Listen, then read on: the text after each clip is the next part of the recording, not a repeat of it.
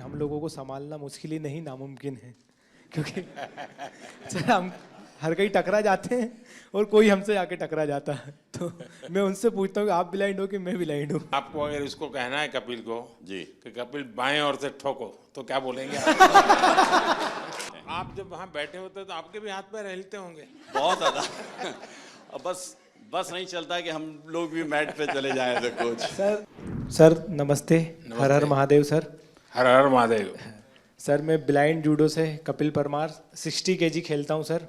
और मेरा एक्सपीरियंस ये रहा कि मैंने बहुत ज़्यादा कंपटीशन खेल लिए थे 2021 से लेके, तो मैंने 16 कंपटीशन खेले सर, जिसमें मेरे 14 में मेडल थे, जिसमें 8 में मेरे गोल्ड थे, ब्राउन सिल्वर। एशियन गेम में भी मेरा सिल्वर था, वर्ल्ड गेम में ब्रॉन्ज था और वर्ल्ड चैंपियनशिप ब्रॉन्ज था। तो सर मेरा डर निकल गया था, ओलंपिक का इतना प्रेशर नहीं था क्योंकि मैंने कंपटीशन बहुत ज़्यादा खेल लिए थे सर।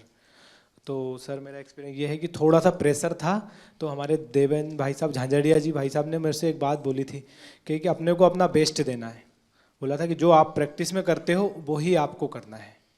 और सर मेरे कोच हैं, उनका भी, मेरे मनोहर अंजार जी, उनका बहुत आशीर्वाद दिया, क्योंकि हम लोगों को संभालना मुश्किल ही नहीं नामुमकिन है, क्योंकि सर हम हर कहीं टकरा जाते हैं और कोई हमसे आके टकरा जाता है। तो मैं उनसे पूछता हूँ कि आप ब्लाइंड हो कि मैं ब्लाइंड हूँ।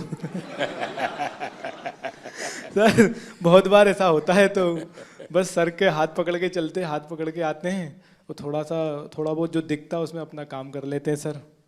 और सर आपका बहुत आशीर्वाद रहा। अच्छा कपिल, उस दिन तुमने मुझे बताया कि स्टेडियम में से कपिल कपिल कपिल इतनी आवाज आ रही थी। जी सर। तो मैं मेरे कोच की सूचनाएं सुन नहीं पा रहा था। वो मैं एक्चुअली एक्सपीरियंस करना चाहता हूँ, कैसे आपके कोच कहाँ है सर?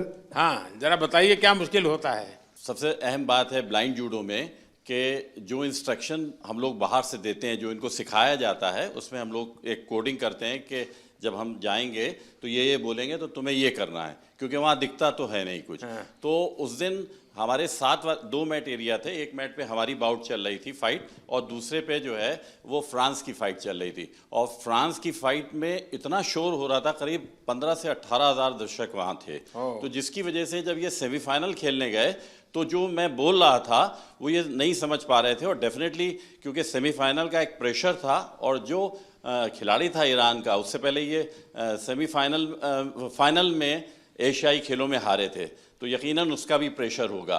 तो इस वजह से ये उस दिन हमें भारत के लिए गोल्ड मेडल नहीं ला पाया। तो सामने का जो कोच होगा वो भी अपने प्लेयर को इसी प्रकार से सूचना करता होगा। जी, वो भी, अब ये डिपेंड करता है कोच टू कोच कि वो, जैसे हमारा इनका टाइप, जो भी हमारे कोचेज और जो खिलाड़ी उनके साथ ये है कि हम लोग ये देखते हैं कि कौन किस तरीके से सिखाता है, तो हम डिफरेंट उसकी जो है सोच में मतलब कोच को भी औरों से अपने आप को अलग सीक्रेट रखना पड़ता है। बिल्कुल बिल्कुल। अच्छा। क्योंकि वही चीज़ हम कहेंगे वो कहेगा तो फिर नहीं समझ पाएगा। अच्छा आपको अगर इसको कहना है कपिल को जी कि कपिल बाएं ओर से ठोको तो क्या बोलेंगे हमारा कहना ये होता है सर। ऐसा ही होता है ना सर। हम बोलते कि हम मार दे, तो मैं सर अटैक तो करता हूँ, कभी खाली चला जाता तो वापस खड़ा हो जाता। लेकिन टेक्निक का नाम बताते हैं, जो पोजीशन आगे पीछे पाँव की दिखती है तो वो टेक्निक का नाम जो इनको सिखाया होता है वो बताते हैं, तो फिर ये वो अप्लाई करते हैं। क्योंकि कहाँ पर ऑफ बैलेंसिंग हो रही है, आगे हो रही है, पीछे हो रही है, तो वो टेक्निक बताते हैं। तो आप सामने वाले की पोजीशन भी बताते होंगे। जी बिल्कुल। उसके जो मूवमेंट होते हैं, जैसे उसने आगे किया, वेट उसका आगे जा रहा है तो हम आगे वाली टेक्निक उसको मार सकते हैं। ऐसे ही अगर उसने पीछे वेट किया या पीछे मूव कर रहा है तो पीछे वाली टेक्निक बताते हैं, और जिससे कि हम उसके पॉइंट लेते हैं। आप जब वहाँ बैठे होते तो आपके भी हाथ पैर हिलते होंगे। बहुत ज्यादा। अब बस नहीं चलता कि हम लोग भी मैट पे चले जाएं तो कोच। सर ऐसा हो रहा था कि सेमीफाइनल में जो रेफरी था, जो मेरे हाथ पकड़ के ले जा रहे थे, उनके हाथ खुद धूज रहे थे। क्योंकि बड़े मैच में उनको भी डिसीजन गलत दे दिया, जैसे तो थर्ड एम्पायर रहता है पूरा, उसके बाद ही बताया जाता है, पर मेरा डिसीजन बहुत जल्दी दे दिया था रोल करके। वो मेरी भी गलती रही कुछ, सेमीफाइनल में मैं दब गया। पर नेक्स्ट टाइम मैं सर आपसे वादा करता हूँ 2028 में। बहुत अच्छा कर रहे हो, बहुत अच्छा कर रहे हो, बहुत बधाई हो। Thank you sir, thank you so much.